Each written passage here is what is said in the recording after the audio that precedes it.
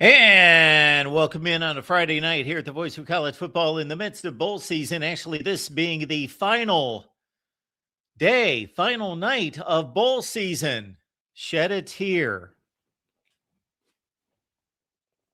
Appreciate you being here. Amazon links in the description section of this video and all the videos here at the Voice of College Football, not just on the main channel, but any channel at the Voice of College Football. Please grab the Amazon link and use it when you shop on Amazon to help us grow and build the channels. All right, let's talk bowl play. Let's talk college football playoff, of course. That's why we're here, to determine a champion of college football. And let's talk about the transfer portal as well. Get to your comments and questions. They are welcome, as are your calls. The call-in line is open. So when I take in football like I did tonight with Mississippi State and Wake Forest, I think, you know what? That takes me back to yesteryear.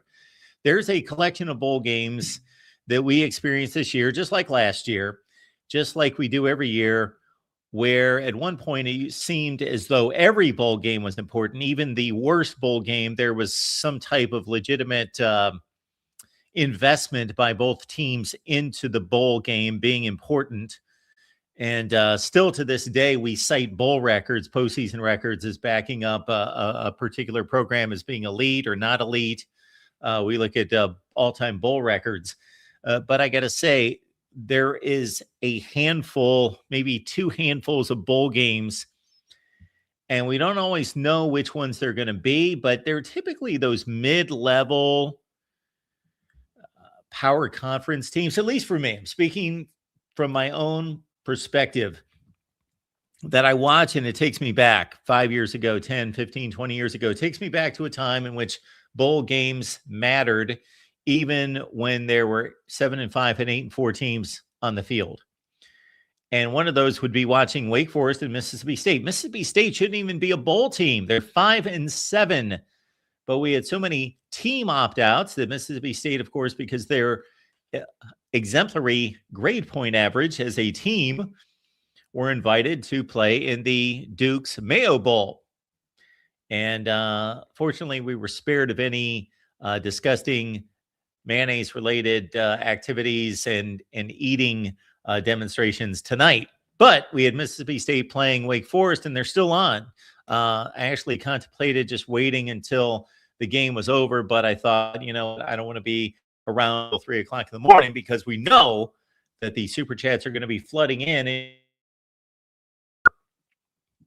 or maybe the internet's going to interrupt. That is possible as well. But I watched Mississippi State and Wake Forest. I am thoroughly entertained by this game. It's tremendous. This, oh my goodness, Kamario Taylor, the Mississippi State quarterback, who is the highest ranked recruit and signee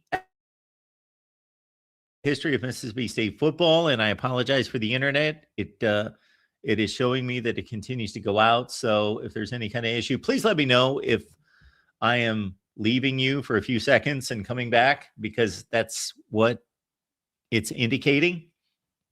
But Kamario Taylor of Mississippi State, tremendous athlete, tremendous thrower of the football. Not necessarily a thrower like he has down layering and feathering in the football and trajectory down, because he doesn't. But in terms of just sheer arm strength, he's a fun player to watch, drawing comparisons by Andre Ware to Vince Young tonight.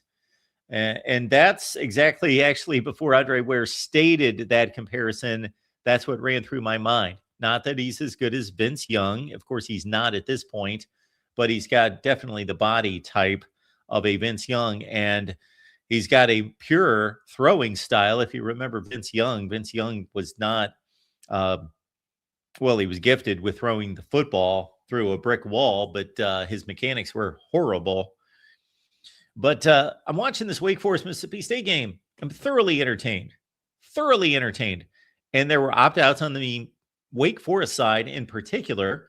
I don't know about Mississippi State. It's a great football game.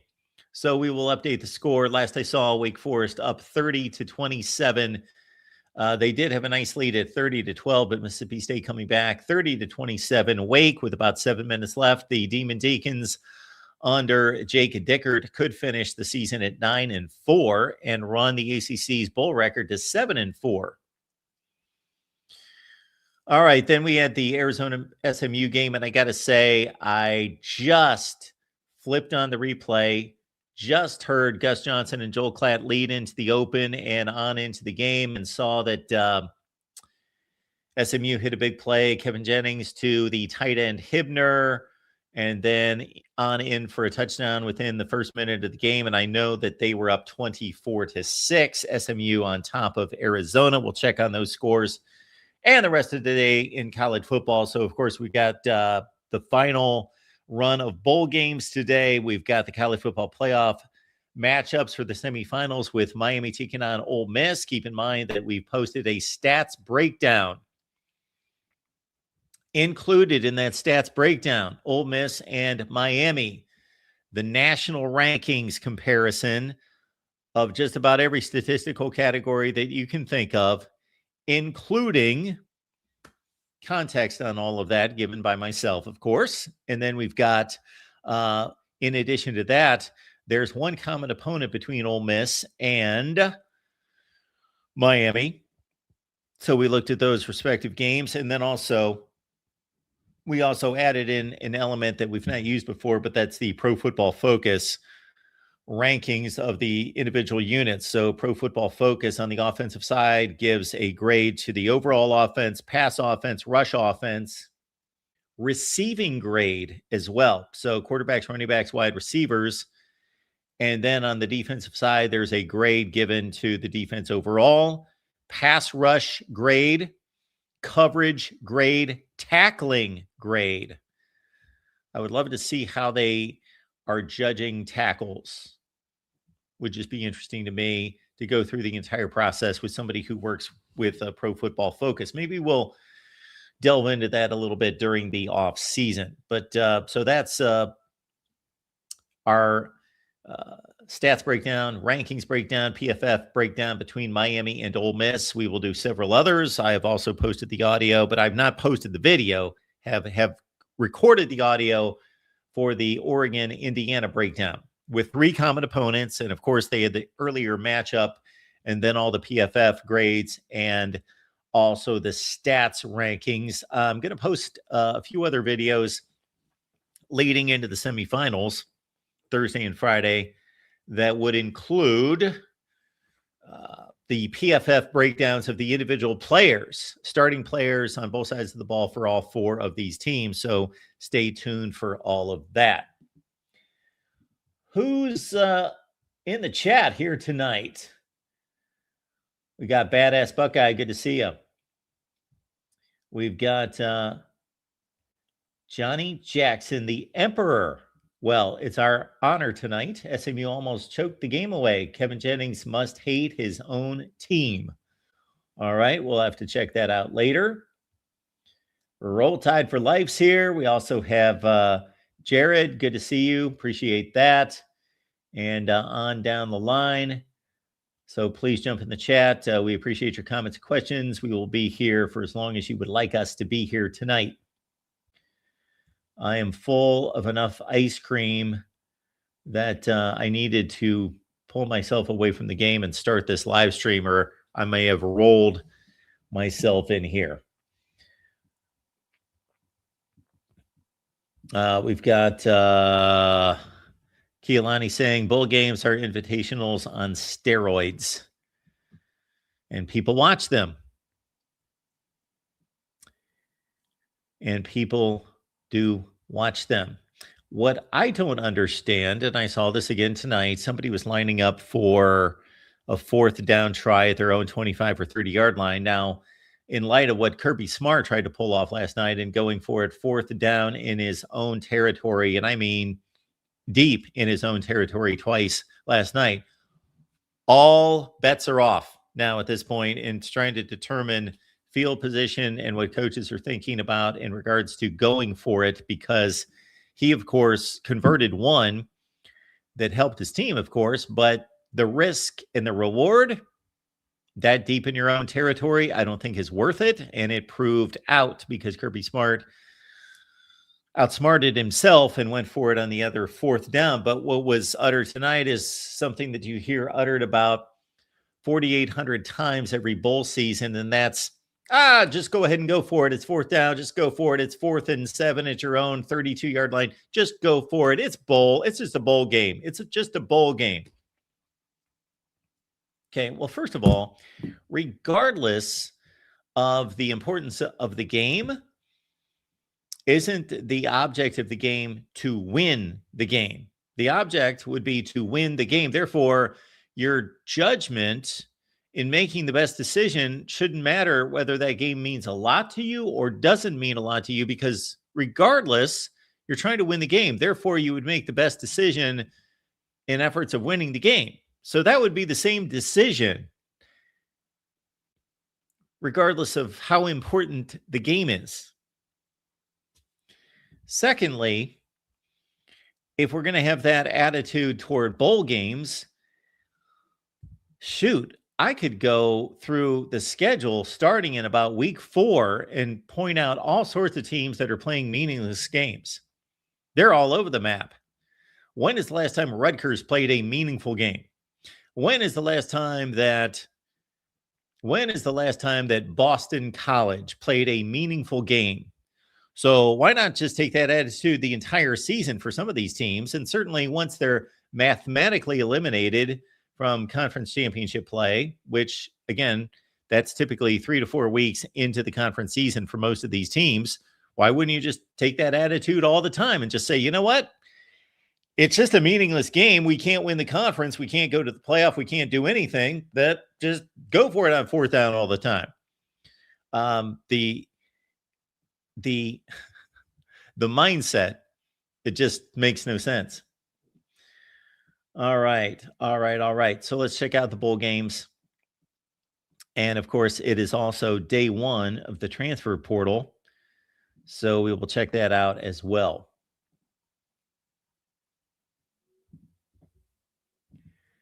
But first to the games. And Wake Forest has scored a touchdown. And the extra point is good. So 2:15 left in Charlotte. Wake leads Mississippi State 42-29. Wake very close with the extra point now, 43-29 to finishing at 9-4. And could finish in the top 25. That actually makes sense. Final score from San Diego. SMU defeats Arizona 24-19. One of the better quarterback matchups of the bowl season, with Noah Fifita taking on Kevin Jennings. We see Jennings at 21 of 32 for 278 and 3 interceptions, reminiscent of his postseason performance last year against Penn State. Noah Fifita carried the ball 13 times for 73 yards. Earlier in the day, I was so foolish in taking Rice plus the points against Texas State. Once I saw that Rice had a third-string quarterback in the game, and of course they were not bowl-worthy at 5-7 anyway, just smart students. Texas State wins at 41-10, even though Rice kept it close for a half at 10-7. So I took in most of that game. Not that I was locked in on any kind of analysis. One of these years, if we had a viable operation here, I would actually watch all the bowl games, do analysis on every one. Regardless of who watched the videos, I would enjoy doing analysis on Texas State and Rice. But I did watch that game. I saw quite a bit of Navy in Cincinnati, and Cincinnati had 18 opt-outs. I counted them, 18 opt-outs for Cincinnati in playing at the Liberty Bowl in Memphis in a driving rainstorm. And Cincinnati had a chance when it was still 14-7. So they're down 14-7. This is sometime in the third quarter.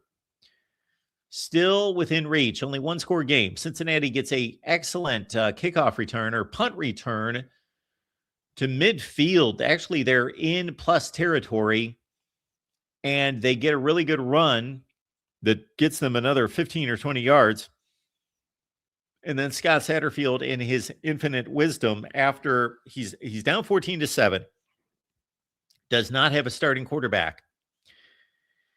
He gets a great punt return and a good run following that. So he's got a 1st and 10. It's raining. It's slippery. Guys are sliding all over the place. And he calls for some stupid double pass. No, it was a end around kind of jet sweep, flea flicker, double pitch. And the second receive, is slow developing. So there was penetration by the time you pitched it twice, and it's going back to the quarterback, and the pitch man is all hurried by the defender making contact, and he throws it, and it was just a debacle. You just ran for 15 or 20 yards. You're down by a touchdown. You're in plus territory. It's raining. Guys are having issues throwing the ball, handling the football, and you call for that. Dumb. Navy went on to score, widen the lead to 21-7. They won 35-13. So those are your bowl results for tonight, as it apparently is tucked away in Charlotte, I would think, with just 2 minutes left, and Wake up 43-29. So that's a loss for the Big 12 against the ACC, as the ACC now goes to 7-4, maybe 8-4 with a Wake Forest win. The ACC would be at 8-4 with the ACC over the SEC and the ACC over the Big 12 tonight. And then the Big 12 lost this other game as Cincinnati went down. So I believe the Big 12 is now 4-4.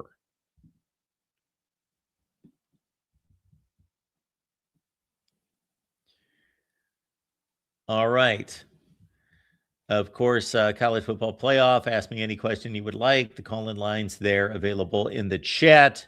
Miami and Ole Miss, and taking on the Indiana-Oregon winner. Of course, maybe we've got a changing of the guard in college football. I don't think it's necessarily a changing of the guard from the Blue Bloods of recent vintage to some collection of Ole Miss, Miami, and Oregon, et cetera, Indiana. But I think maybe it's transitioning from just 4 or 5 schools that have dominated the last 10 or 15 years: Georgia, Alabama, Ohio State, used to be Clemson, Oklahoma to a certain extent, kind of widening out to a number of teams and being less predictable. But the 3 teams that advanced to the semifinals, of course, had 0 playoff wins before this year: Ole Miss, Miami, and Indiana. 0 playoff wins in 12 seasons. Oregon had 1. That was in the first playoff.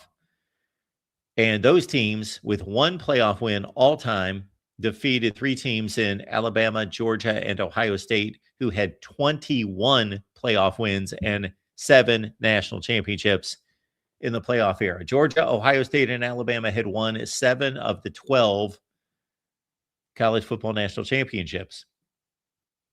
But they go down. And for a couple of them, embarrassingly. Next up, the transfer portal.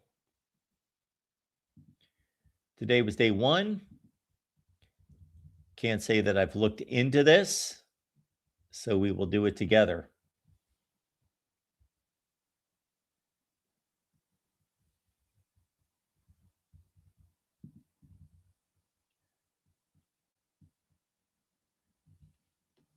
Houston Christian running back transfer Zayshawn Edwards has 2 visits coming up in January: Mizzou and Cal.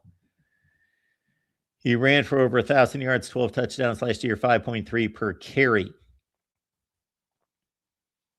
Houston Christian also flooding the transfer portal. Did not think we'd be talking so much Houston Christian, but they've got an offensive lineman in Nanso Amezi visiting Western Kentucky. So apparently he's not necessarily a blue chip prospect.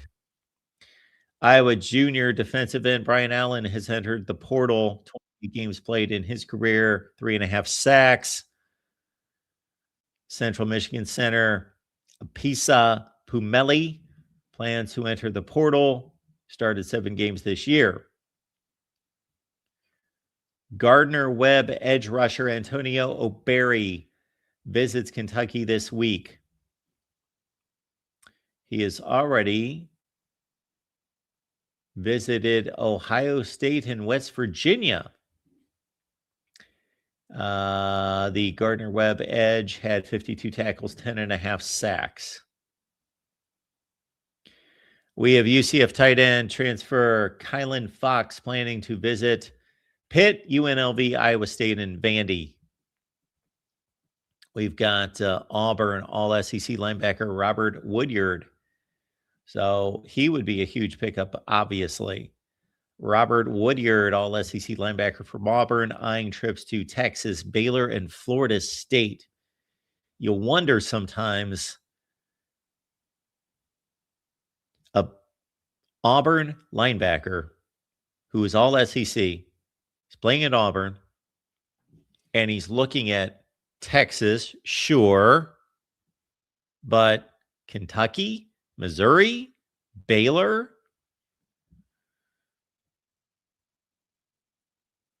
NC State running back transfer Hollywood Smothers is no longer expected to visit Florida State. And Hollywood Smothers, obviously, is a transfer who is at NC State after going to Oklahoma originally.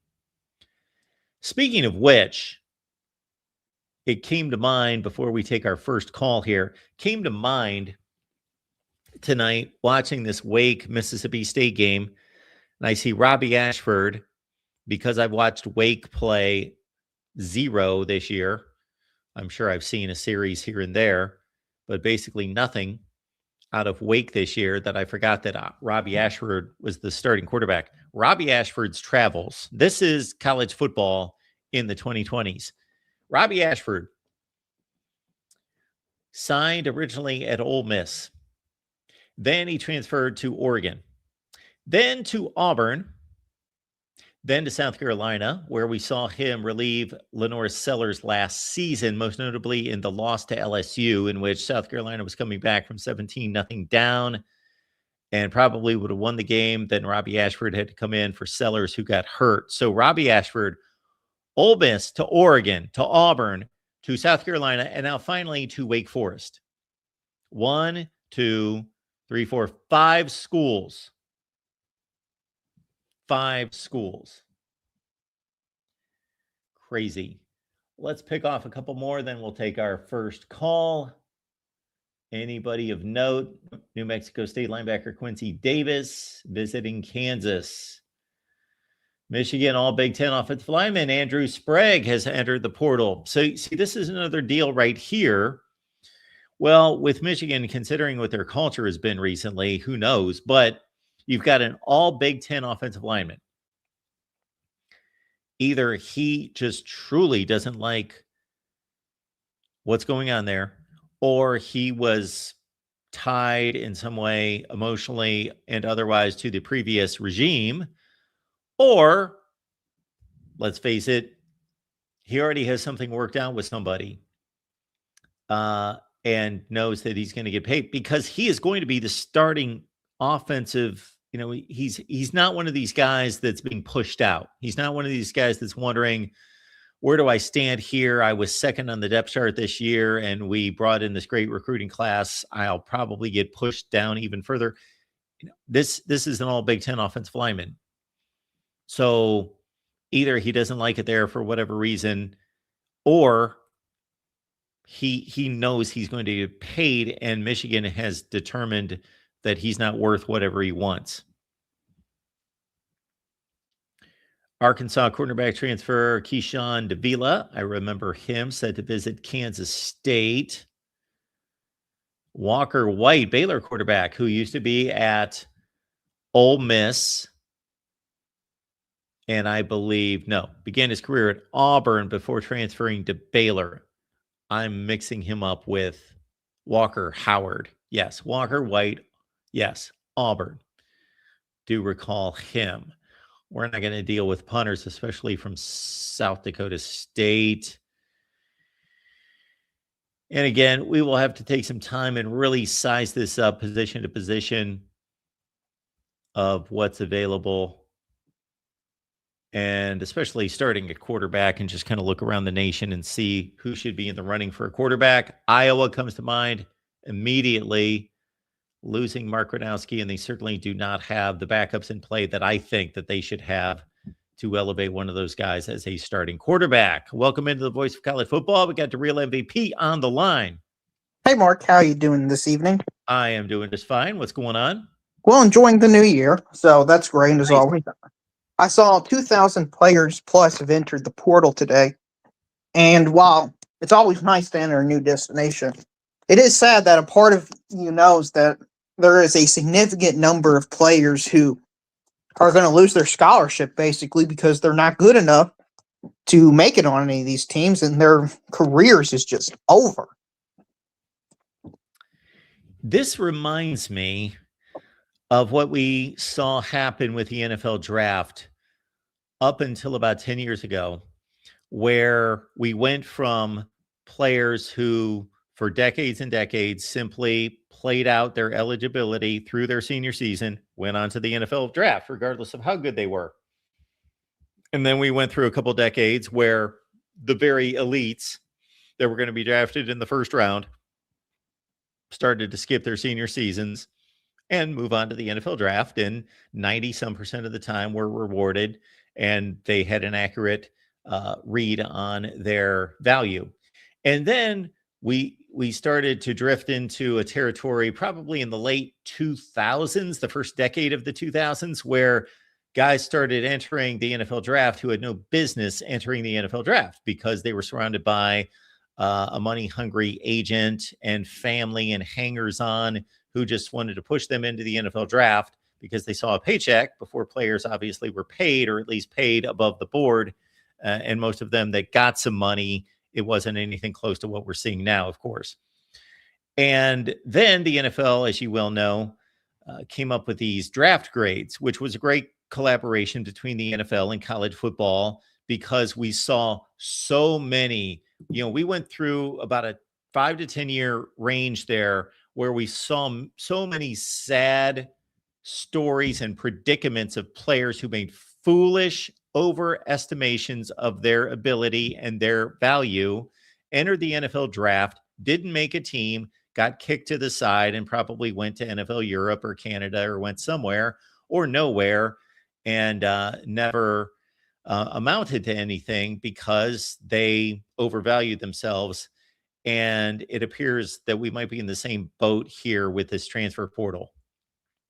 Yeah, I mean, I don't think it's too far of a stretch to say that we are basically in the same boat. They're just not going to be told about because nobody cares about most of these players outside of like the top elite names, like Dylan Raiola, for example. But yeah, and we're looking at a kid right here, Auburn cornerback transfer Kalen Lee. He's not going to have any issue. He's a good player. He's going to be signed by somebody. He's got 1,500 career snaps. He's a 3-year starter at Auburn. He's going to play somewhere. He's visiting Ole Miss and Ohio State, so he's fine. Right. Somebody the ones you don't hear about that aren't fine, unfortunately, and that's why they aren't fine. But Mark, I wanted to ask you, isn't it crazy just from a conceptualization standpoint that we are having the portal for next year, the only portal window, open up the same day that actual bowl games are taking place and teams are in the college football playoff? Like, that's ridiculous and a joke to the sport that we're starting one season while we haven't even crowned a winner for the previous season yet.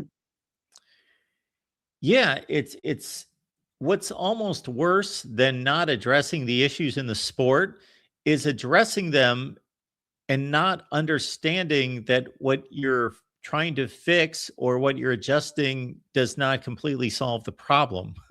So it is strange that that we would have to deal with the transfer portal right now, and we're hearing this in every bowl game. So-and-so's in the transfer portal. They're in the transfer portal, whether they've left the team 2 days ago or they're still like standing on the sideline, or they might play because the team needs them and it might be good for their tape to get out there. There's all sorts of just odd situations, which not to change the subject, but this whole issue with Lane Kiffin's staff being caught up between their jobs at LSU and their jobs at Ole Miss, with Ole Miss preparing for a semifinal game, that we're in the midst of a college football world where a team is preparing to play for, and we'll use this analogy because we're talking about professional sports and paying players at this point. They're basically preparing for an AFC or NFC championship game, and the coaches don't know if they're going to still be coaching there, or their attention's already split and their allegiances already split. And they were allowed to coach and did coach through this Georgia game, but there's reports out there that this is just kind of hung up in limbo, and there's still being, cooperation of sorts between Lane Kiffin and Pete Golding. It's just weird. It's crazy. Right. And I've even seen a player or two hit the transfer portal from these playoff teams that are in the college football playoff. Yes. Like currently in the college football playoff. Not James Madison, Tulane, or anything. I saw a player from Miami and a player from Oregon. And it's like, how can you even, if there's enough opt-outs, if it's one guy who's not good, that's fine. But what if it's 10 or 12 or 15 guys from a team?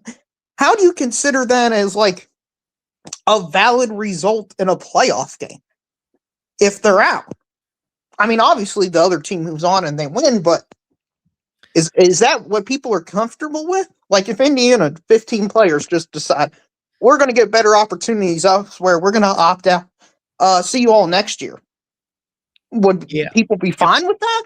Yep. So on the surface, what you're suggesting seems ridiculous, but it's not, because of a few things here that come to mind immediately. One would be injury, that a player that thinks and has a pretty accurate take on their value knows that they could be plucked up easily and figures, you know what, why play the last 2 games of the season when I might get hurt and I want to be ready to hit the portal? And or we know that tampering goes on. It's obvious. It happens all the time. There's so many of these players that have their destinations all mapped out for them. So if I'm playing for, we'll use Indiana. This is not picking on Indiana. This is just a hypothetical, that if I'm a player for Indiana and I make $500,000 per year, but I know that I've got a deal behind, closed doors with, Clemson. Well, they're a bad, that's the worst team I could have thought of course, with the transfer portal, with, Miami, with Alabama, and it's for $1 million a year. Well, yeah, why don't I just call it a day, say see ya, and I want to protect myself, and I know I'm going to make more money next year, and I've already worked out this deal, so I'm gone. Right. It sounds crazy, it sounds ridiculous, but we also didn't think years ago, just a few years ago, that we would see players hit the transfer portal in the middle of the football season like we did last year when that UNLV quarterback started it, Matthew Saluka, and then a bunch of other guys jumped in, not hundreds, but a dozen or so, that all of a sudden, even though my team's good, I'm playing, I'm a starter, I have some type of issue here, or I have a back room deal already worked out, so I'm quitting on the team 4 games into the season. Right. And while it is crazy, it always starts with 1 or 2 guys leading the frontier. Yep. And Mark, if it doesn't get addressed, in 5 years, I think it's going to all explode. And one team that's this far in, and I'm using Indiana because they probably still don't have the money or care as much as an Alabama or Georgia or the, traditional powerhouses. What if they just lose half their team? I mean, I think that would have legitimately, honestly damaged the sport, because I remember just 2-3 years ago, people who were pro 12-team playoff would say, well, the reason a 12-team playoff was better is because nobody would opt out. It's playoff games. Who would want to opt out of a playoff game? Well, apparently a lot of people want to opt out of a playoff game. And also, if you're a casual observer watching the sport, why would you be invested in a playoff system if the players themselves don't care enough to see the end reward? If the coaches don't care enough to see the end of the season? If they don't care, why should I care? Yeah, I think we're running into something that it's almost like the transfer portal itself and NIL that it drove a news cycle. When it first hit, it drove a news cycle that kept a lot of college football fans that would wander off to the NBA or whatever else during the off season, kept them interested, but was not good for the long-term health of the sport. It was good for the in the moment immediate buzz of, wow, that's crazy. Look at all this list of quarterbacks, starting quarterbacks who have hit the transfer portal, because we'd never seen it before. But it's going to grow thin and probably already has. I do think that also with this Lane Kiffin situation that, yeah, it disgusts a lot of us, but also, again, it's feeding the news cycle. So the immediate hype and the immediate buzz helps college football short term for the month, but not long term, because people are going to start to check out of a sport that, despite making as much money as it does, has to be deemed, if this continues, to be illegitimate. Right. Absolutely. Similar to most bowl results nowadays. Like, yeah, I don't know what to do with the bowl results. I watched BYU and Georgia Tech play a pretty legitimate game, and I watched Tennessee and Illinois play a really good game. And, I don't know what to do with that. I watched Michigan and Texas. I thought that was an entertaining game, but I'm also considering, well, I'm counting 12 Texas players who are not playing, like good players that are not playing. They still won the game by 2 touchdowns, but they had 12 players missing. Cincinnati today had 18 players opt out. This market's interesting. Cincinnati had 18. I think Oklahoma last year, when they played Navy, same team, had a similar number, but everybody was dogging the SEC. Worse than that. Right, but people were dogging the 30. Yeah. Right. So to me, it's like, I mean, I guess they count their results, but they don't tell me anything about what they meant for the season, who's better, who's worse. Yeah, and then that's what I struggle with, because I want them to count, and they should be amongst the most valid, just based on the teams that are playing and where they're seated, and generally being like seated. They should be the most valid results we have all season, outside of, the LSU, Clemson, Miami, Notre Dame kind of games.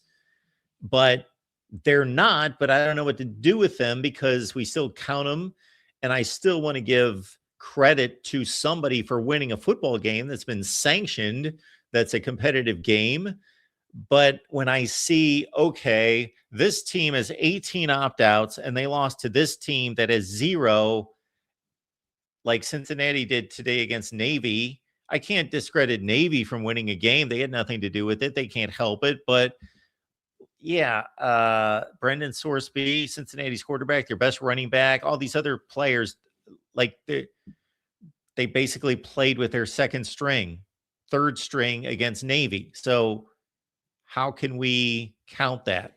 Yes, it counts for the record book, and credit the teams that are able to hang together for whatever reason. That Iowa has no opt-outs, I give them all sorts of credit.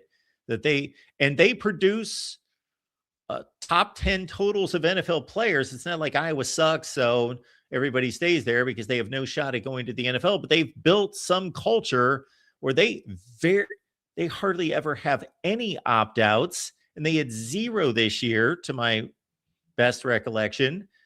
And if you look at NFL roster statistics, I was like 8th or 9th in the NFL representation, and they've got a glut of players that will play in the NFL from this year's team. So there are some outliers out there, but like you, I wrestle with this, because I want to be able to give an accurate assessment of these conferences. Right. And to give an accurate assessment of these conferences, I think the only things that you can say are definitive are the regular season matchups. in the college football playoff games. That's the only things for sure. And to me, even these bowl games, with how deep it was presumed, I'm going to use presumed because a lot of people are dogging the SEC. The SEC was, you're having these unlike seeded matchups, like LSU playing Houston and Missouri playing Virginia. And it's like, what is it? How bad is the SEC if they lose to Virginia, who finished 7-1 with the best record? Missouri, a 4-4 SEC team with their backup quarterback, they lost by 6 points and they had a game-winning throw in the end zone. Like, is that a bad result for the SEC, or does that actually help the SEC to show their depth? Because they competed with that worst, the third best ACC team, down to the very last play. Yeah. So I'm not looking at the chat right now because I'm wondering how many people are going to label all the excuses that you're making right now. But it's valid. It's valid. It's not an excuse if it's happening and it's real. Yeah. I'm not saying that their comments are valid, saying you're making excuses. I'm just saying that you're obviously a target, and I've seen it based on what you've said, but other people out there on social media, and again, I, for one, I'm not going to go to your extreme. I do think there's validity somewhere with these results. But the first thing, or actually the latter point that you're making, is something that's been going on for years and years and years.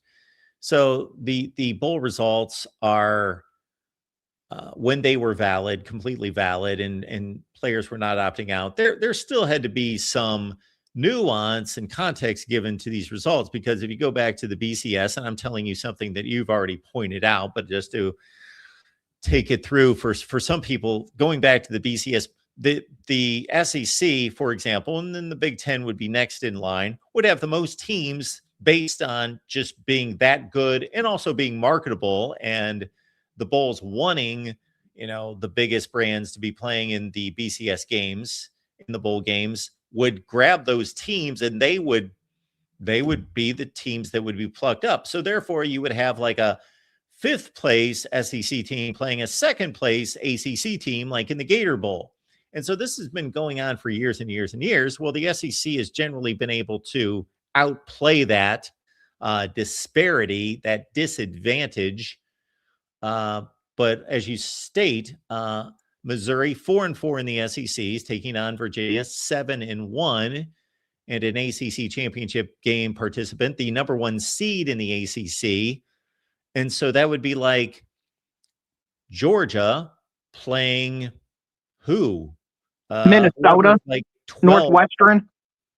Well, I was going to go with the ACC. It'd be like Cal, Louisville. Yeah. SMU. I don't even think Louisville. Yeah. I don't even think Louisville or SMU. They were like 6-2 in the conference. No, Louisville finished 4-4. Oh, they finished 4-4. Okay. Yeah. Well, I was thinking SMU at 6-2. Anyway. Yeah. So that would be Georgia, Louisville. Right. And if Louisville only lost to Georgia by 6 points, you know what the narrative would be in that situation. It'd be Georgia's washed and Georgia's got problems. Like 3 of the bowl games I can think of right now, it was a 3-game difference between the SEC and their opponent. LSU, Houston, Virginia, Missouri, and Mississippi State, Wake Forest is the third one. Mississippi State was 1. No, but LSU, Houston, 9-3, 7-5.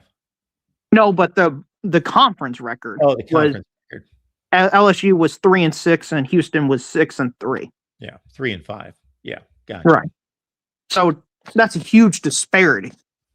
Yes. And for them only to, that's why the SEC, since they lost today as well to Wake Forest, they're 1-7. You're just going solely based on the record. It's an indicator, but it's not the indicator for what is the most important factor. And again, this "you are what your record says you are" mentality, and not looking at it for a nuanced perspective, is really damaging the sport, Mark. And I tried saying it yesterday, that when you only look at record, you're going to lose every other aspect of what makes this game great.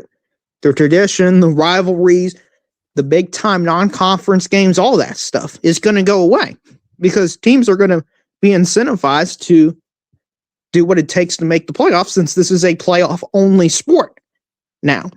And it's sad to say, but basically, based on what everyone's saying, they don't care about the regular season. They just want it over with, similar to the NFL. You go in and you judge teams based on their the playoff success. And that's really sad to me because what I liked about college football was it was the best regular season, but so let me address something here real quick. So Moose makes a comment. So first of all, my comment about the Texas-Michigan game was really not a commentary on who should have won the game or that Texas was that much better than Michigan because they had more opt-outs. I was just citing that there was a compromise to the game because Texas had all these players out. I was not addressing the Michigan side, but I do understand your comment, Moose. Moose is trying to enlighten me on how many players Michigan had missing. However, you may want to take that up with ABC because I took my numbers directly from an ABC graphic during the game and I counted Texas. And we're talking about they were looking at meaningful players that play in the game. 12 players out. Michigan, they only had 2 or 3 listed. So Moose, I just went by that. So you say 10 Michigan players missed the game. ABC evidently really screwed that up because they had Michigan with, it was either 2 or 3 players on the board that they showed Texas opt-outs, Michigan opt-outs, 12 for Texas, 2 or 3 for Michigan. Yeah, well, he's not saying that. He's saying 10 starters are out. I feel like if 10 starters were out and basically half the team's rotations out, I feel like we would have heard about that, Mark. You know, ABC didn't hear of it because, again, I specifically was watching the game, taking notes, and saw, boom, look at that discrepancy, and took note of it. So, absolutely. The only bowl results to me that show any significance that aren't the playoffs is I think there is some validity to the Iowa Vanderbilt game and the Tennessee Illinois game. Because those, I don't believe either of those games were disproportionate opt-outs. But you look at the results of those games. Illinois-Tennessee was a toss-up game the entire way. They won on a last-second field goal. A 5-4 Big Ten team beats a 4-4 SEC team. Yep. That's fine. I mean, that's a check mark for the Big Ten. But that's just a solid win. And not to interrupt, but you've been around me long enough with these conversations to know that for me, yes, that's a check mark for the Big Ten. There should be credit given there. It's also a different check mark than the game was 45-10.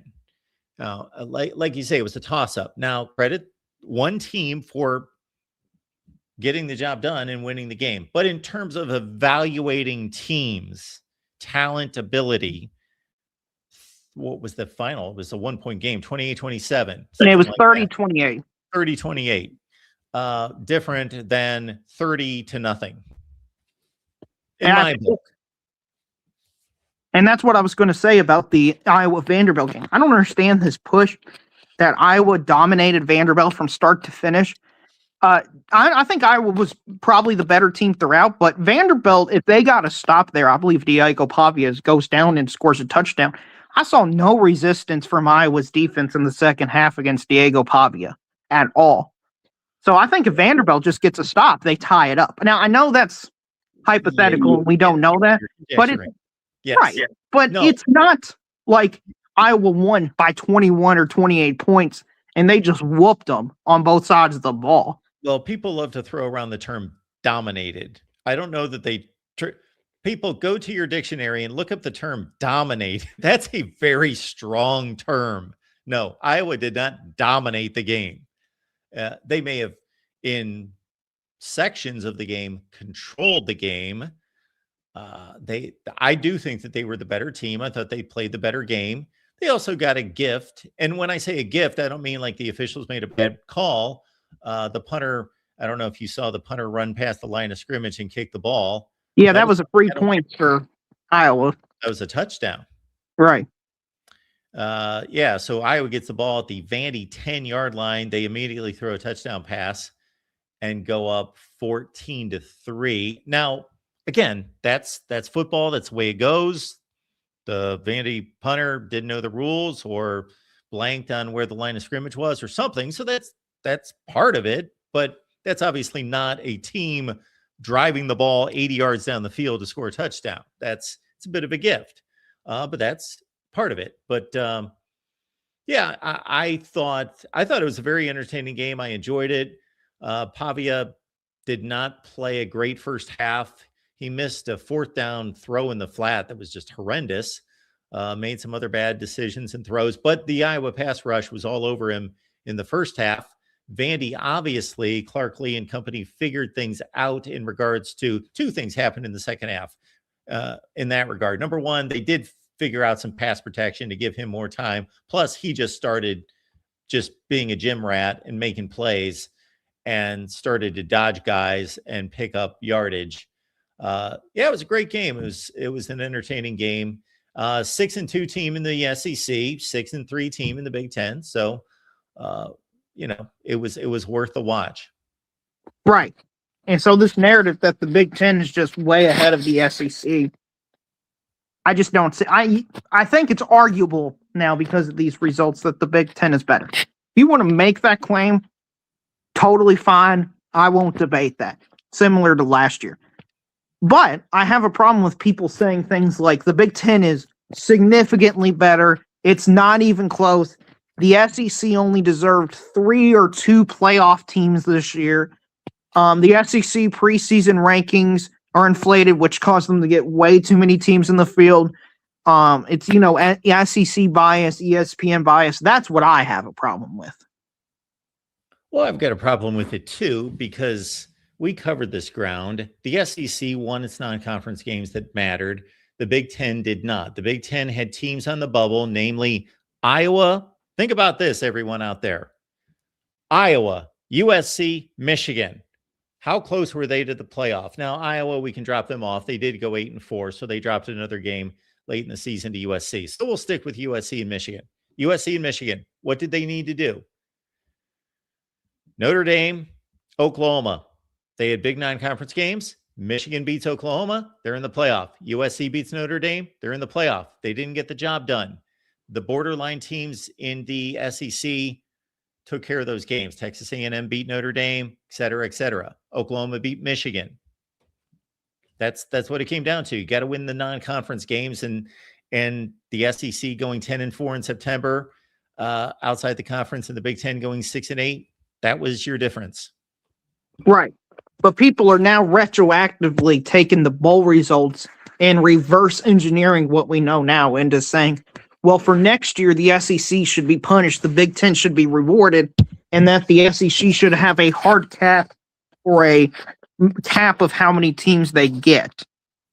Like, I don't get it. Like, people freaking out over the Indiana-Bama result and saying Alabama is just this goodness awful football team. I mean, that wasn't my takeaway. I don't know what people are thinking. I think it's just because they're Bama. But, like, Indiana, to me, is clearly the best team in the country now. I think that was the obvious takeaway. Nobody's beaten Bama by that much in 20 years. So, I think there's a chance they beat Oregon by, like, 21, 24 points. I know people are saying, well, nobody beat, I've heard commentators, and they're brilliant say, well, it's hard to beat Dan Lanning twice. How about Kirk Zanetti has twice to figure out your defense and offensive scheme? I mean, he's able to figure out most of these teams what they're doing on their first try. Give him a second chance, and I think he'll absolutely destroy Oregon. I think that's what's coming for the Ducks. I think they're going to be absolutely mauled here in a week or two. And I know we something else I wanted to cover is the playoff expansion. Really, it saved the sport was Ole Miss versus Georgia. Because if that game was bad, just imagine how bad these playoff games are. Like, all of them were complete blowouts outside of the Ole Miss Georgia game to get down to the Final Four. Like, the SEC matchup saved this round of college football games. Yeah, well, it was the one out of the four. Ohio State Miami wasn't a blowout. It was an ugly game, and Ohio State didn't perform well, and it wasn't entertaining, but it wasn't a blowout. But yeah, the other two were horrendous. And yeah, that was a great game last night. Thoroughly enjoyed it. But that doesn't Absolutely. necessarily justify that a conference should have teams in it just because they play each other and they perform entertaining football. You know what I mean? Oh, Like, I get your absolutely. I was point. arguing for Oklahoma to be in the college football playoff, but there's people arguing they shouldn't be in the college football playoff because of the way they play. Yeah, well, that's ridiculous too. Um, I don't mean to insult my viewers because I love them all being here, and whatever viewership I can get, I certainly appreciate it. And I don't take it for granted that other people could be doing other things with their time. But I trust the judgment of very few people when it comes to college football discussion. Absolutely. And anybody who says a team that goes 10-2 in the SEC with probably one of the most difficult schedules in the sport, not making it because you don't like the way they play, how about appreciating what they have, which is one of the best defenses in the country? Why not just appreciate them for who they are?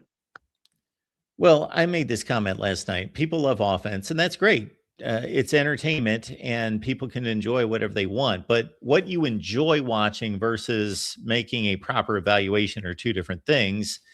And so people are biased toward, anytime there is a 10-3 game like we had in the first round of the playoff, people are, and that doesn't mean that there wasn't bad offense in that game and bad throws by Marcel Reed, et cetera, et cetera. But there is a onslaught of, well, these teams must be horrible. The game was 10-3 versus if it was 48-45, there's no questioning of blown coverages and that guys can't tackle and so forth because people like offense and therefore they skew it in that direction. And, there were very few people that thought Penn State would win a national championship game against Miami in 1986, or that Alabama would beat Miami in a national championship game in 1992, or Oklahoma against Florida State in 2000, or Ohio State against Miami in 2002, because those were defensive oriented teams that were quote unquote boring and they had no chance to win those games. But they, in fact, did win the games. Right. And if you want to retroactively look at the playoffs as well, just to put a point on it, the Texas A&M Miami thing, how good is Texas A&M's defense to only give up 10 points? And how good is Texas A&M? I thought they were fraudulent based on their strength of schedule and stuff, but after seeing what Miami's capable of doing, to only hold them to 10 and have a chance at the game-winning throw into the end zone to tie it up, Texas A&M's a great football team, Mark, and I think, a lot of people dogging the SEC for that result as well. I think retroactively, you have to give Texas A&M credit for that performance against Miami. Yeah, they had the ball inside the 5-yard line to tie or win the game. Absolutely. But, Mark, nobody's willing to look at any of these nuanced things. They just look at the record. They just look at the narrative that they want to look at and use it through a complete lens. So it's frustrating. That's the way it is. I just hope for next year, most of this calendar stuff gets sorted out throughout the offseason. But instead, Mark, we're going to be pushing this playoff most likely to 16 teams because that's what college football needs to worry about is how many teams make the playoffs. Anyway, it's been good talking to you as usual. Have a great night and hopefully have a good 2026. Thanks, Darrell. You too. Appreciate it. We enjoy the real MVP. There were a number of people that after his call last night, and this happens on other nights, he is opinionated, passionate. He's also knowledgeable and does his homework and obviously is a big fan of college football, that people have exception to his comments. I would invite you folks to call me or maybe exchange pleasantries with the real MVP and not call and complain to me so that I have to defend him or agree with you and trash him. But that's what was going on last night. And I just found myself saying, what are you talking to me for? Why are you complaining about another caller? All right. Appreciate you being here at the Voice of College Football. Where do we stand here? Oh, we've hit the bewitching hour, but I was on the line forever with Darrell, so we got to get Trey in here for a quick minute. Trey, what's going on tonight? It's good. I'd like to point out a few things. There are some things he actually did was actually say something interesting. The first about these players opting out, and these teams opting out. I think it's very important to discuss that. Number one, I think let's just be honest here. These guys are 18 to 25 years old, and they can be critiqued if you want to make that kind of money. If you want to put yourself out there, let's be honest with that. Okay, back up, please, Trey. I'm not understanding your point. They're 18 to 20 years old and they can't be critiqued. I say they can be critiqued. Oh, they can be. Yes, they should be under the radar and stuff. For critiquing their skill and how they play, and also the contracts. They should be in binding contracts because the school is paying them a lot of money. Yes. And a lot of people are paying into the money. Anyway, keep going. The school's not paying them money. The school's not paying them money, but we get the point. Yeah, the sponsors and all them. The sponsors and the media contracts and so forth and so on, and then the NIL. We got two different things going on right now. We got a payroll now that's about $17 million for all these major programs coming through the court settlement of the revenue that comes in. Then we also have NIL off to the side. All right, go ahead, sir. Yeah, I'm glad you point that out too. Thank you. I think it's very important that you get your money's worth. Like play the whole schedule. If you don't want to play the whole schedule and you want to, transfer, go ahead and just transfer it. Don't play. I understand that part. But it is actually you're stealing money if you don't want to play and you're quitting on the team and you're giving everybody a hard time and you're not trying your best effort and you're opting out of these bowls. You have a lot of fans that love the team, and I think the team as a whole perspective, like you just mentioned earlier, for Iowa, Iowa barely has no opt-outs ever since NIL and portal transfer came in. Iowa, Wisconsin, I'm talking about the old Wisconsin before wherever the Cincinnati used to be Cincinnati coach. But all these blue blood programs are very well-known, programs with good culture. They don't opt out, and they transfer that into the NFL. Because, teamwork and all that. A lot of these guys, in my opinion, when they reach it could tell they're not going to be as invested in their careers going into the NFL. I think they get paid way too much to opt out because let's be honest here. Yes, you're a college student. I think let me say this right now before anybody get mad. I think they should get paid. We've been playing these players for a long time before NIL. Anybody that don't think so, there was money under the table for years. And we had coaches, on the podcast before and other podcasters. They even admit they paid players on the table. That's fine, whatever. But as the amount of money they're making, and they're not professionals yet, and they're opting out of bowl games. And let's be honest, these players are softer. And not in the physical way, but mentally, and not taking their careers or further careers going on into the NFL as seriously in teamwork and, establishing themselves separate from another person, separate from another player. I think that is very important. And it starts with not opting out. Because if I was anybody in the team franchise and I'm spending money as a team owner, and I see people opting out bowl games. Besides transfer portal or injuries, that's fine. Transfer portal and draft stock, that's fine. But I'm just talking about your first 2 years or whatever. And you opt out because, I want to go somewhere else, or I'm thinking of something else. It could be any problem to opt out.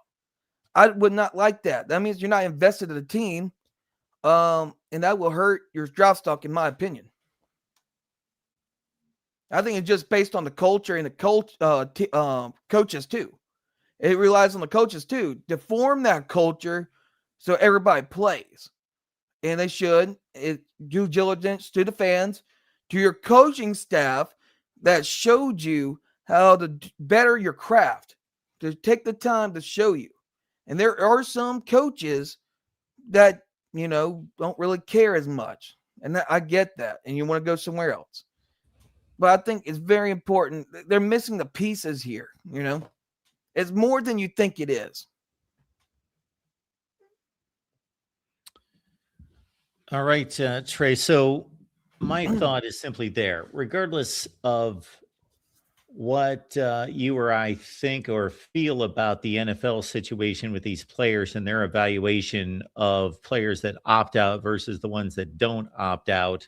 You would have to bring me data that would say that the NFL personnel directors and GMs value players that did not opt out. You would have to show me that hard data. I don't think it exists. I don't necessarily know that that's valid.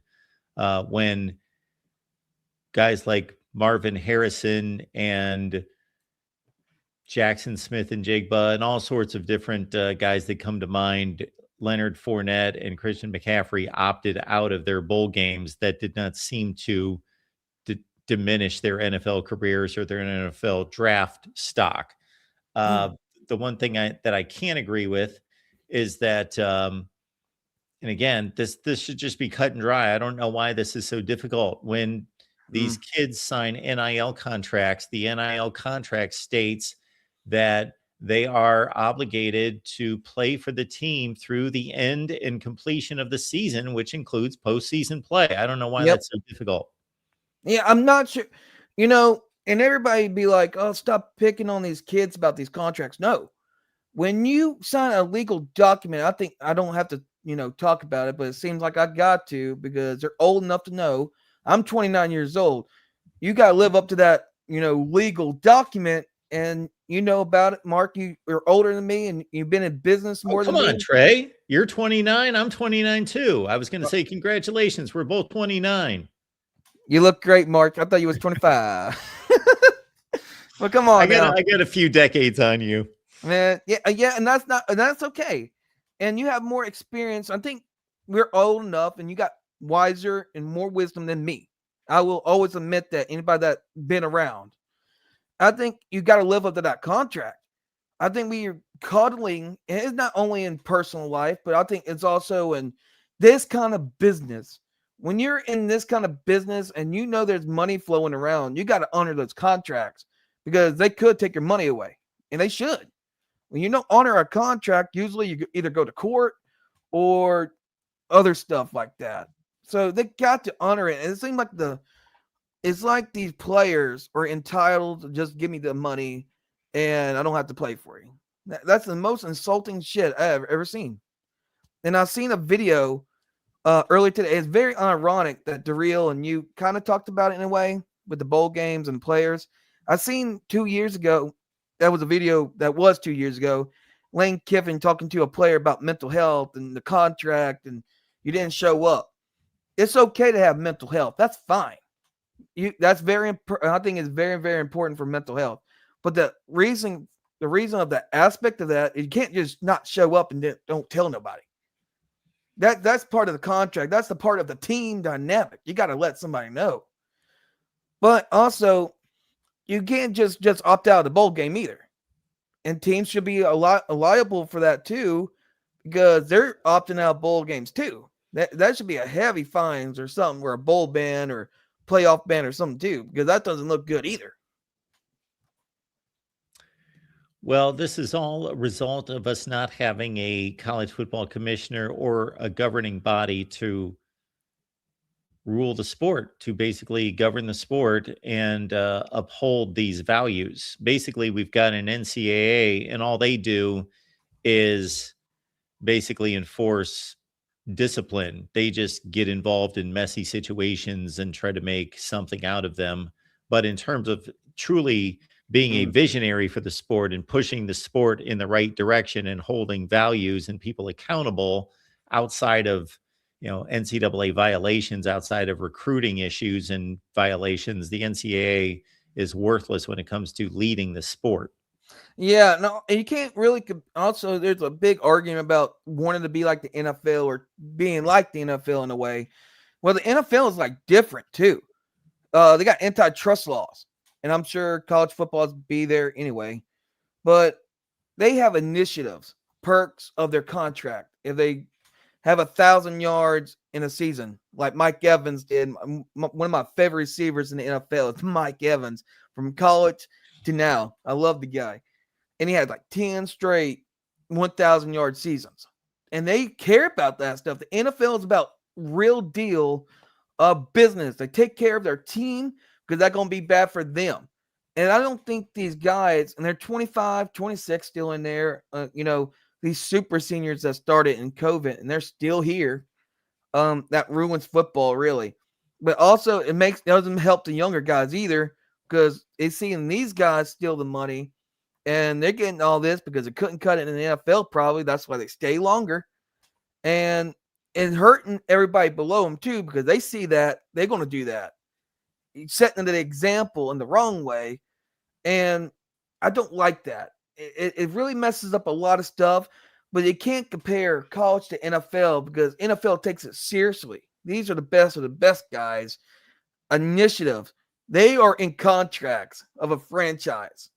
If you don't do your contract, what you're supposed to do in the NFL, that one team don't like you. The other teams might not like you, and you'll be sitting in free agency while you have a damn grocery store job.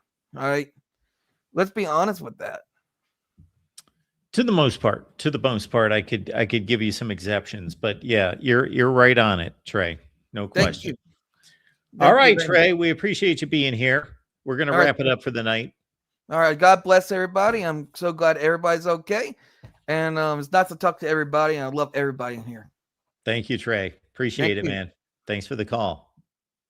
Trey must be omniscient. He knows that everybody's okay. So that's good. I'm glad that he knows that. The reason you're getting the blessing of seeing double marks tonight is I just thought I would play the video. We did a breakdown of the stats rankings, the common opponent, and the PFF grades for Ole Miss and Miami. So please check out the video that is posted earlier today. I plan to do the same for Oregon and Indiana. In fact, I have cut the audio for it. Just need to edit that together, Oregon and Indiana. Then I'm going to do a full rundown of the PFF individual player grades for both of these mashups as well. All sorts of things that we've got in store, of course, not to rush things through the college football playoff, but for the offseason, we'll expand our top 25 that actually makes sense and do a top 1 through 136. We'll rank all the teams in college football for 2025. We will rank all the programs 1 through 136 in terms of that's different. Team ranking for 2025 versus ranking the programs, two different things. And then our coaches rankings, of course, we'll rank all the conferences. We'll do a number of other things. And you know what? While we're at it, I thought that this might be an interesting little addition to the Voice of College Football. We'll see what you guys think. So I would like, instead of me picking on these people, and it just happens to be a Michigan fan today, could be an Ohio State fan, could be a Nebraska fan, could be whoever, because I've picked on all of them at some point, but just happened to be a Michigan fan who is unable to count or Google search, I suppose. So this moron says that Ohio State's never had an undefeated season. So this person is obviously an idiot. So anyway, what I was thinking about doing here is, again, I could go after these people. I could, make an example of some moron every day and say, the quote that I'm going with, that I've gone with sporadically in the past, you guys can let me know. Maybe I'm going to run a poll. That's what I'm going to do. I'm going to run a poll and see if we can come up with a better name than this. But I kind of like this will be our mantra for 2026. So I made this up a long time ago. And again, I use it sporadically. Be a fan. Just don't be a dumb fan. A lot of dumb fans running around. So that's one of our missions here at the Voice of College Football, to educate the college football fan. So, or at least hold them accountable. So many of them cannot be corrected, or they refuse to be corrected. So at least we hold them accountable. If they refuse to be educated, they can at least be held accountable. So we may go with that. Maybe I'll make up T-shirts and hats that will say, be a fan, just don't be a dumb fan. I kind of like that one. I like that one myself. You guys can let me know if you've got a better term for that we could go with.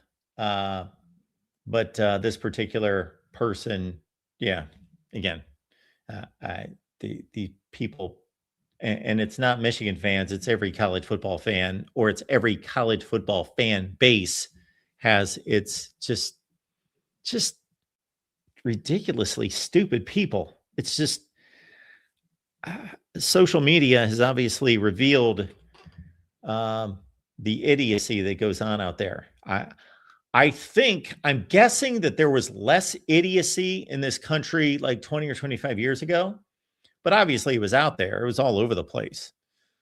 But social media, I think, has exposed it, number one. And number two, unfortunately, by the looks of what goes on in our country, especially in places like New York City and Minnesota and other places, other destinations, San Francisco and places like that, Seattle, there are complete morons that are completely out of their minds doing things out there that have no moral basis for anything or are not in touch with reality. A lot of people not in touch with reality, and that must spill over to college football, I guess. So it's a correlation right there. It's a connection that obviously has taken place where the people that are out of touch with reality in real life, they have that type of thought and feelings have spilled over into college football and have corrupted our college football. Something like that's possibly happened. Appreciate the super chat coming in here. We got Gixer Squid. Haven't seen that name in a long time. Appreciate that. We are witnessing NIL supplant legacy recruiting and brand. Kudos to the underdogs. Thus far, it's no longer the BCS era. So,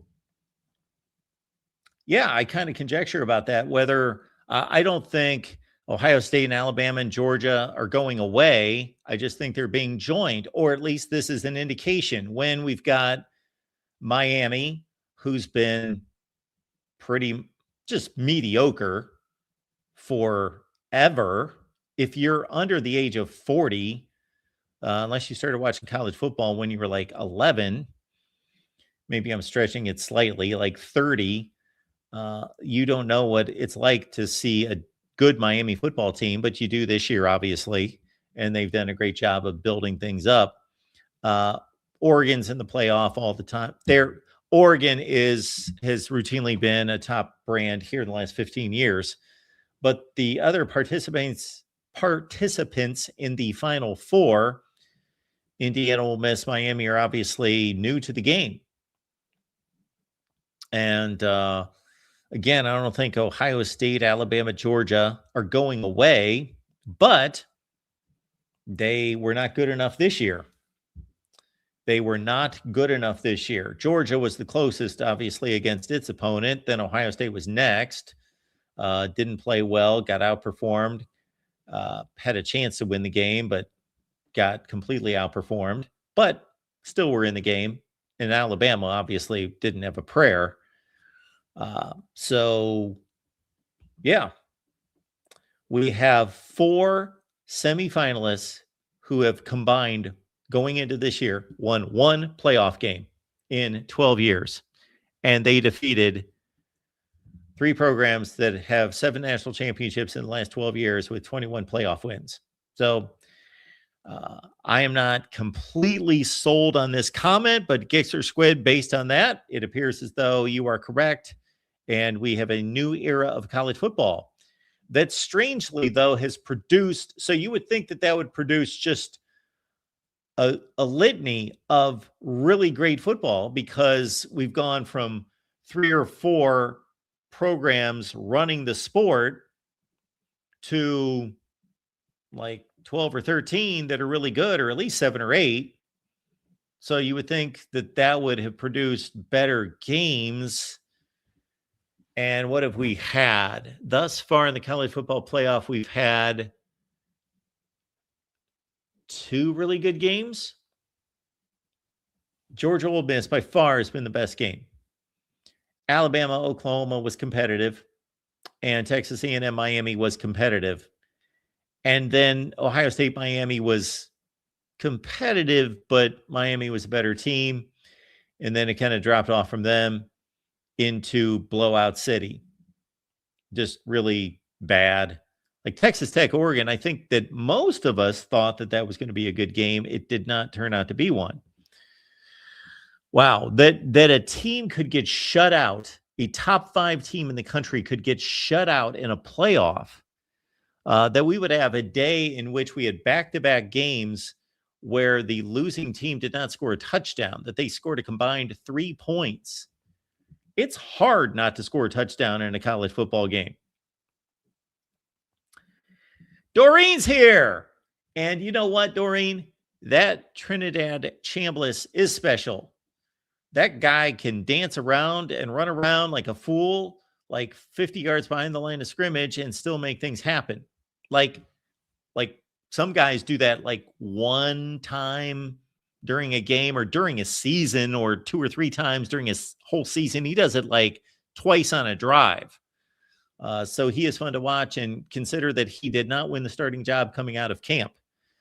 Actually, the starting quarterback for Ole Miss starting the season transferred today, or put himself in the transfer portal, Austin Simmons. And they didn't know what they had, I guess, with Chambliss. Doreen, we appreciate your honesty there, of course.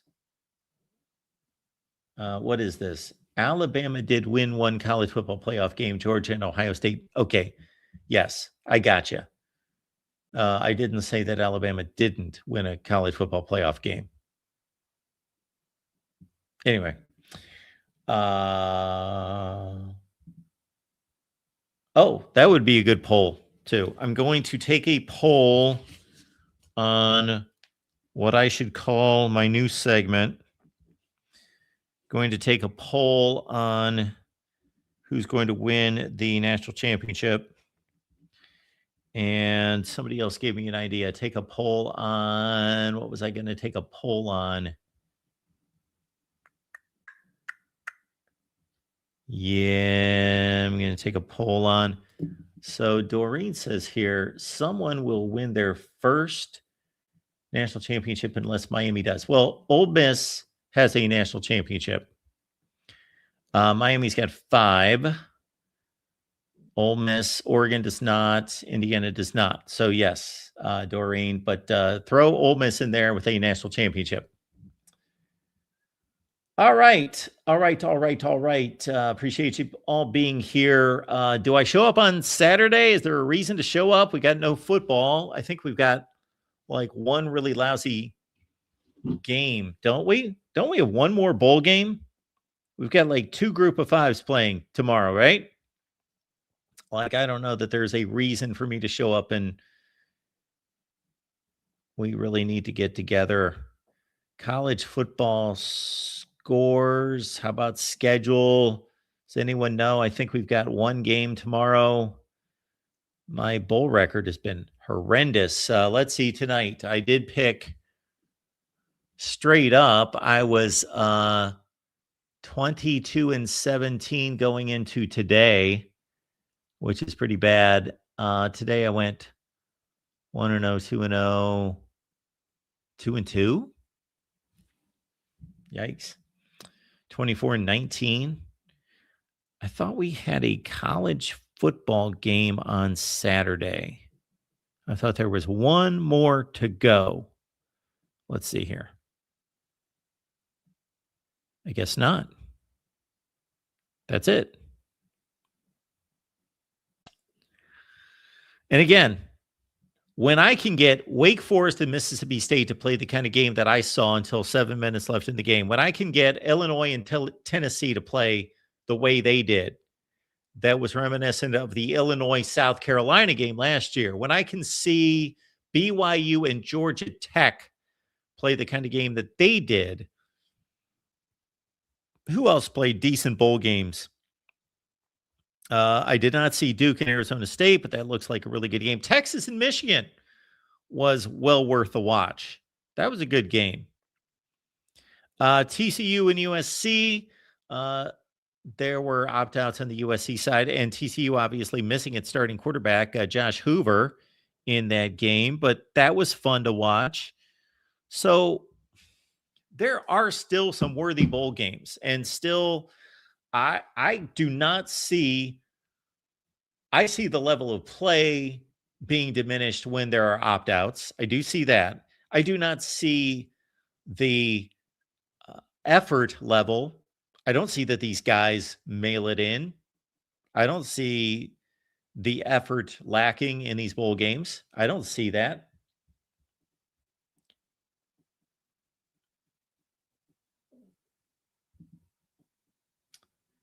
All right. Yes, Portal Visit Palooza tomorrow. Yes, there's all sorts of maybe I'll do some kind of take a day off. Well, I took off the time of year that I shouldn't be taking off, but I took off basically all of New Year's Eve and New Year's Day. Although I was here late last night, I enjoyed myself on New Year's Eve. I did not watch any football. No football on New Year's. Well, I did on New Year's Eve day.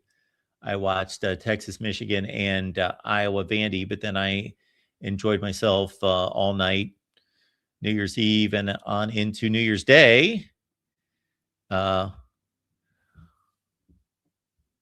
With there's Doreen. Yes. With yes. Anyway, so yeah, Saturday I will just bust my tail on some other projects. That's what we'll do. And if I feel like talking, I'll be here. If I don't, then we will get together on Monday. But keep in mind before that you've got Doreen and you've got Minnie Hunt. You got those two coming your way on a Sunday night, 9 p.m. Eastern time. It's Sunday at 9. The ladies of college football, 9 Eastern. Got to check it out. It's a fun time. And before we take off, I know that your college football team is your second favorite brand. There's no doubt about that. You're a Miami fan. That is your second favorite brand. Of course, your favorite brand is the voice of college football. So you combine your two favorite brands and you get yourself some gear. At least check it out. Just give it a look. VOCFB.com, VOCFB.com. And let's see, who do we like? Who's still in the playoff running here? We've got Miami. There you got some Miami gear. All sorts of good stuff with hats and tees and polos. And if I can find the right tab, good Lord. There we go. Polos and tees and pullovers, koozies and mugs and tumblers available for you, regardless of your team. Unless you root for Texas State, we cannot accommodate you, or Rice. We have yet to unveil our Rice line. We do not have San Diego State either, but everybody else we've got. So please hit up vocfb.com. Give it a look. All right, folks. Appreciate you being here at the Voice of College Football. Enjoy your weekend. Enjoy your weekend without me. Again, unless I have something to say, although we are producing an Indiana segment tomorrow, and be looking out for my Indiana-Oregon stats breakdown right here at the Voice of College Football. You guys have a great weekend.